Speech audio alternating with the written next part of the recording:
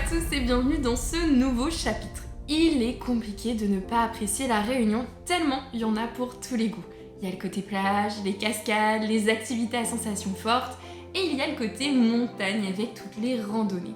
Aujourd'hui, on va se concentrer sur l'un des 3 cirques de la Réunion, le fameux cirque de Mafat dont je vous ai parlé dans l'épisode précédent. C'est le seul cirque uniquement accessible à pied, il n'y a pas de route. Au programme de cet épisode, ma première randonnée loupée à Mafat et des conseils pour ne pas rater ces randonnées réunionnaises. Générique!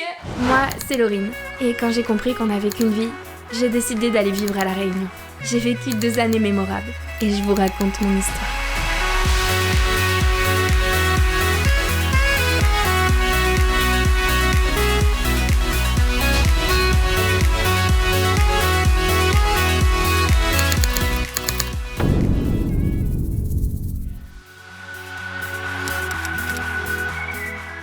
Autant tout de suite être honnête avec vous, si j'adore le sport, je n'aime pas marcher. C'est pas un truc qui me transcende. De fait, mes premières randonnées, je les ai faites quelques mois avant d'aller à La Réunion, au Monténégro, et j'ai adoré malgré mon manque d'entraînement. Ce qu'il faut savoir, c'est qu'une randonnée qualifiée de moyenne à La Réunion, c'est déjà costaud par rapport à ce qu'on peut connaître. Il y a toujours un bon gros dénivelé et à ça s'ajoutent les conditions climatiques avec les fortes chaleurs, les pluies. Il y a aussi très peu de randonnées courtes, on est souvent sur une moyenne de 3h30, 4h, voire 7h. Donc si vous n'aimez pas marcher longtemps comme moi, il y a intérêt à ce que le mental prenne le dessus et que vous vous concentriez sur les paysages, parce qu'on va pas se mentir, ça vaut vraiment le coup. Et c'est moi qui le dis. Un mois après mon arrivée à La Réunion, nous avons décidé sur un coup de tête la veille de partir 3 jours randonner dans les cirques avec mes colocs. 3 jours. Vous vous souvenez de ce que je vous ai dit ? Nous partions du Maïdo sur la côte ouest de l'île qui est réputée pour offrir un panorama magnifique sur le cirque de Mafat et aussi pour être le point de départ de nombreux sentiers de randonnée. À l'issue de cette première journée, nous devions dormir dans un îlet, à Marla, dans un gîte que nous avions réservé.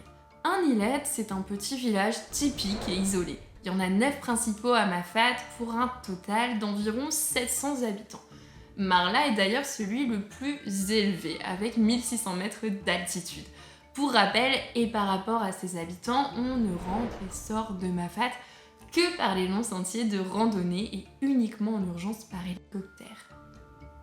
3 jours, vous vous doutez que nous n'allions pas nous arrêter à Mafat. Après Mafat et l'îlette de Marla, il était question de passer par le cirque de Sillaos et de dormir dans le gîte de la caverne du Four, où il n'y avait ni eau potable, ni douche, en sachant qu'on serait en milieu de parcours seulement, pour enfin, le lendemain, s'attaquer à la montée du plus grand sommet de la Réunion, le Piton des Neiges.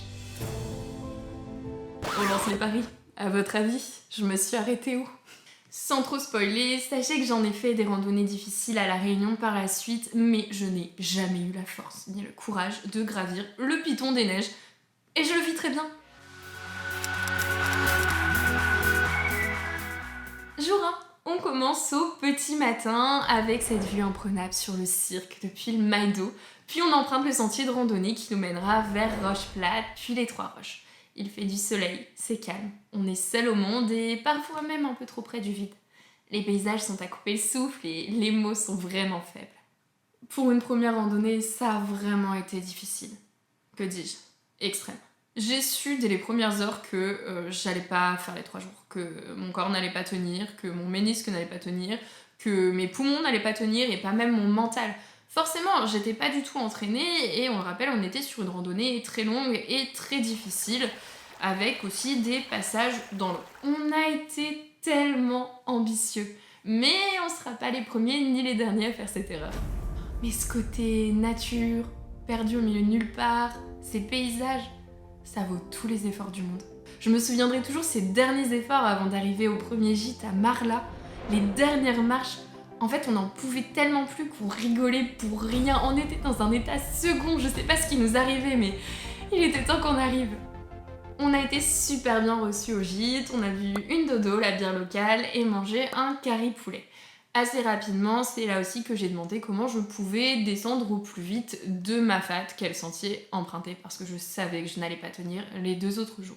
On m'a expliqué que je pouvais passer par le col des Bœufs. Je me suis endormie à 19h et réveillée à 5h du matin, en sachant que mes colocs ont essayé de me réveiller à 2h pour me prévenir qu'ils partaient. Moi qui ai le sommeil hyper léger, le moindre bruit me réveille, je ne les ai pas entendus et je ne me suis visiblement jamais réveillée. Donc je pense que j'ai rarement connu une fatigue aussi extrême qu'après ce premier jour de randonnée. Je suis donc partie seule faire ma randonnée de retour. Il y avait environ 3h30, j'allais prendre les pauses nécessaires, j'allais prendre le temps qu'il fallait. Sur la fin de la randonnée, j'ai même croisé des vacanciers avec qui j'ai fini le chemin. Ils m'ont proposé de me déposer à Saint-Denis qui était sur leur route parce que oui, il fallait que je trouve un moyen de rentrer chez moi. La voiture de mon coloc était garée à l'autre bout sur le parking du Maïdo. Une merveilleuse aventure avec une petite touche solo que je ne regretterai jamais. Maintenant, parlons sérieusement. Comment profiter de ces randonnées quand on est débutant à La Réunion ? Au global, pour les randonnées réunionnaises, il y a 3 règles importantes. Se lever tôt, pour éviter la chaleur assommante, bien sûr, mais surtout pour voir du paysage, parce que les nuages recouvrent souvent dès 10-11 heures la vue, et tout est bouché. Et c'est frustrant de ne rien voir. De plus, le soleil se couche très tôt, et une randonnée absolument pas prévue dans le nord peut être très dangereuse. Le fait de se lever tôt aussi, il faut penser au froid. On peut facilement gagner 20 degrés en quelques heures, mais 20 degrés en moins, tout de suite on le sent, donc il faut vraiment s'habiller en conséquence.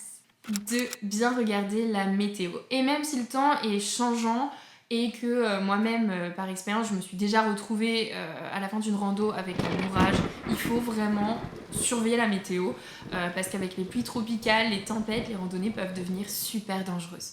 3. Bien se chausser. Là, on est sur de la chaussure de rando indispensable. Surtout qu'on peut vraiment facilement se blesser, peu importe le trajet, et qu'on est souvent sur de la roche volcanique, donc quelque chose de très coupant.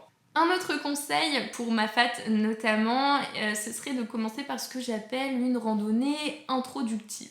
Je pense ici à la randonnée du Cap Noir et de Roche-Vert-Bouteille, et je vous montre ça tout de suite. Cette randonnée se situe dans l'ouest, à Dodane, et je vous promets que si vous passez un jour à La Réunion, vous signerez une pétition pour que La Réunion elle-même soit renommée Dodane. Je ne vous en dis pas plus, mais je pense que vous avez compris. Cette rando, c'est un bon moyen de commencer son séjour à La Réunion. À la fois parce qu'elle fait partie des sentiers les plus faciles et les plus courts, mais avec des points de vue incroyables sur le cirque de Mafat. On est sur 3 km avec 1h30 de randonnée. La seule petite difficulté réside dans les échelles à monter ou à descendre si vous avez le vertige. Alors, convaincu ? Dans le prochain épisode, je vous emmène faire le tour de l'île. Que vous alliez prochainement à La Réunion ou que vous ayez encore envie de voyager à travers l'écran, vous allez être ravis. Je suis également sur Instagram avec le compte Demain je voyage, demain-je-voyage. Oui, il y a la team -du-8, vous avez compris. On se retrouve là-bas aussi. Abonnez-vous.